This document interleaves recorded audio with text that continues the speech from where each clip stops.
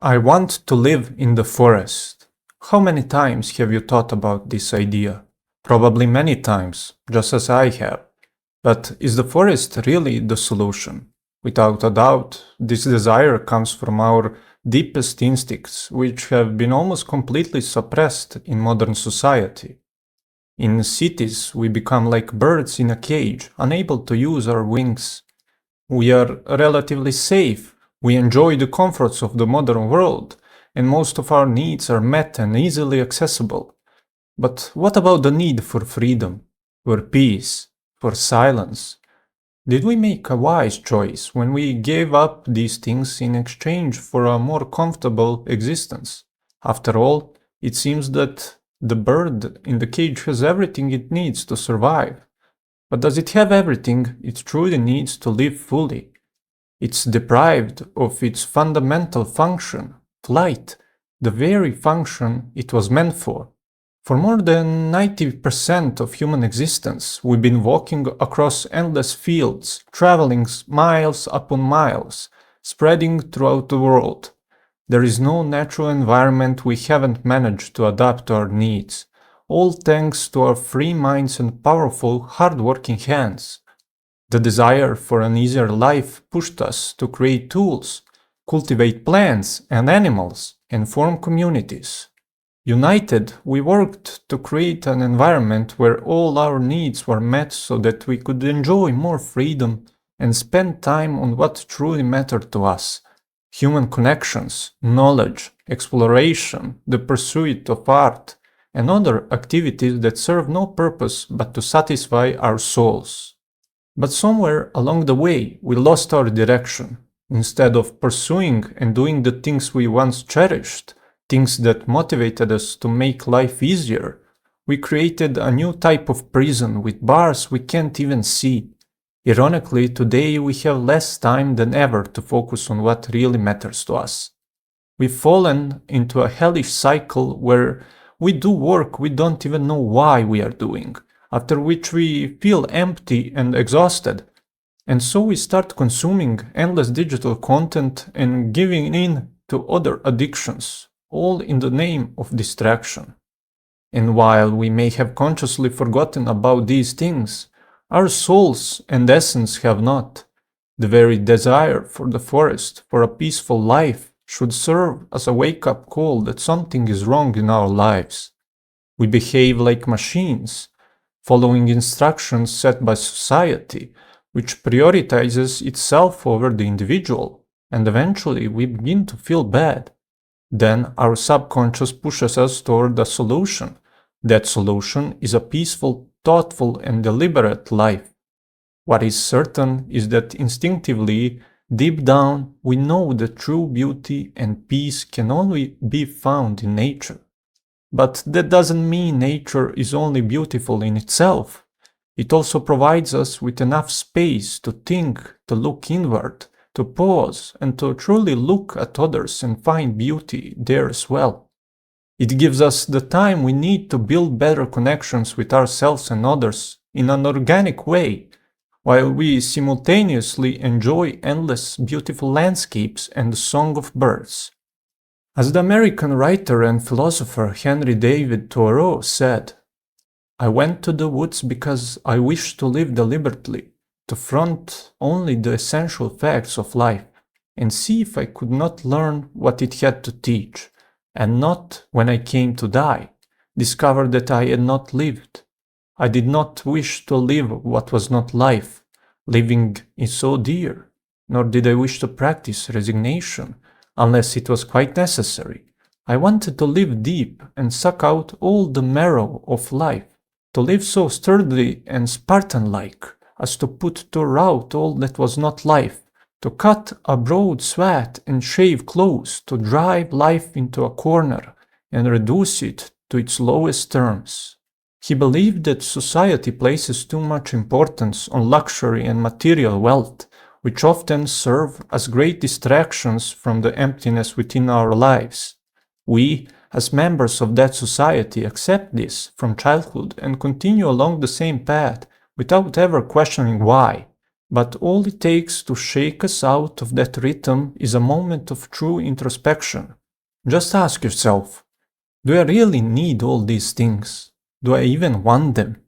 Thoreau reminds us of the genius of simple living, living a life stripped of almost all unnecessary additions. He tells us to experience life raw and wild as it is, and that it, in its pure form, contains everything we truly need. It's important to note that Thoreau was not against work itself. After all, work, whatever kind it may be, is essential both to society and to the individual. What he opposed was the obsession with work for the sake of acquiring things we don't really need, things society deems valuable, like luxury and status. He believed that money is useful as long as it is used for what an individual truly wants and loves, not for what society has convinced them they need. Thoreau believed in work, but not work as a mere means to acquire material wealth. He spoke of work that aligns with our inner values, work that empowers us and leads to spiritual fulfillment. Not working is not the same as not trying. The difference is that work should serve a greater purpose than material gain. It should be about achieving inner freedom. He also said, the mind that perceives clearly any natural beauty is in that instant withdrawn from human society. Technology, while connecting us with others in countless ways, often distances us from ourselves. In the sea of notifications, messages, and screens, we easily forget what it means to be truly present. This digital world, full of noise, creates an internal pressure to always be available and busy, while we remain empty, having forgotten what it means to simply exist. The forest is, on one hand, a refuge, but on the other, it confronts us with our deep, often unexplored inner world. In that silence, we can hear the thoughts we suppressed or ignored. The forest doesn't spare us, it gives us space to face ourselves. Thoreau didn't just speak of a physical return to the woods, but of a return to the essential values of life. Today, in a world where material goals have taken precedence, his message to live deliberately, carefully, with intention and purpose becomes more and more important. This means being aware of what we are doing, not simply following the automated rhythms of life. The reason so many of us long to escape into the forest is that many of us are searching for a simpler life, a life without complications, a life in harmony with nature. But is that truly possible in a world full of obligations, expectations, and connections? Perhaps the answer is not in a complete escape, at least not for everyone, but in learning to recognize the true value of a simple life, even in an environment that constantly calls on us to be anything but simple. In a world that demands we always be something more, nature invites us to simply be ourselves. The answer might also lie in balanced life planning, because truly few of us can just live and completely detach from society. It may not even be wise, as many of us lack the skills and knowledge to survive in such wild conditions.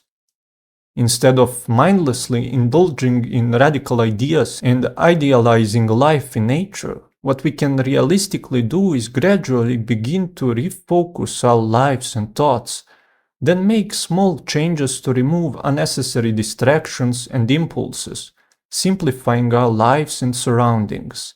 This will allow us to finally hear our thoughts and understand what truly works for us.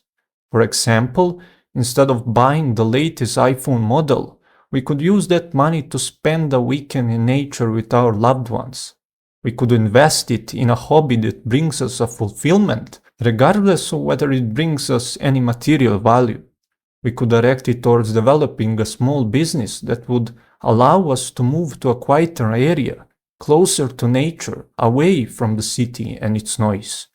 Or we could invest it in gaining new knowledge and skills, perhaps those that would help us live independently in nature. After all, we shouldn't let trends dictate our lives. And in a way, the idea of living in the forest has become just that, a trend.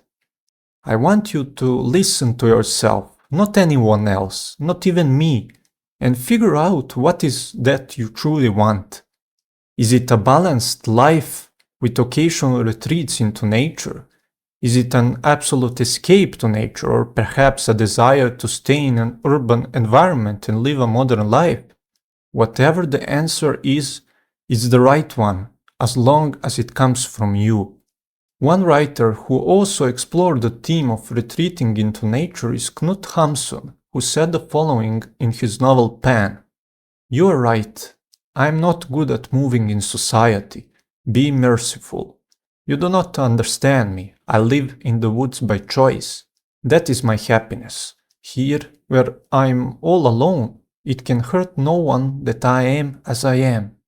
But when I go among others, I have to use all my willpower to be as I should." While Thoreau sees the forest as a space for deeper connection with oneself and nature, Hamsun points to the dangers of such escape. In Pan, the protagonist enjoys the solitude of the forest, but also withdraws from love and other people, which eventually leads to suffering. Though nature offers a healing space, it's not the only answer to inner unhappiness. It can isolate us in a kind of internal loneliness. The main character in this book is not suited for modern life, so it's understandable that he chooses to retreat to the woods. While Hamsun beautifully illustrates this, he also shows us the negative aspects of such a radical life, which manifest in his character's difficulties in socializing. His love for solitude in some ways numbed him, made him almost incapable of forming deep human connections, which are also vital to our lives. This doesn't need to be the case, but if we fully surrender to the idealization of complete isolation, it can easily turn into this. Nature should not become a means of escaping our problems, because if it does, it loses its true value. In that case, it becomes just another distraction, like all the modern obligations that pulls us away from what we truly need. The true strength of nature lies in its ability to be a refuge for those who are not afraid to face themselves and their problems. It is a space for souls who wish to be absolutely free, who do not run from their thoughts and truths, and who are not afraid to work on themselves and continue to grow. It is a home for those who do not feel like they belong to modern society. But that doesn't mean society is inherently bad. Perhaps it's simply a call to recognize that true freedom comes from inner harmony, which is not always possible in a world that forces us to be something we are not. In that sense, nature becomes a space for authenticity. It calls us to visit it and remember who we are, before we forget.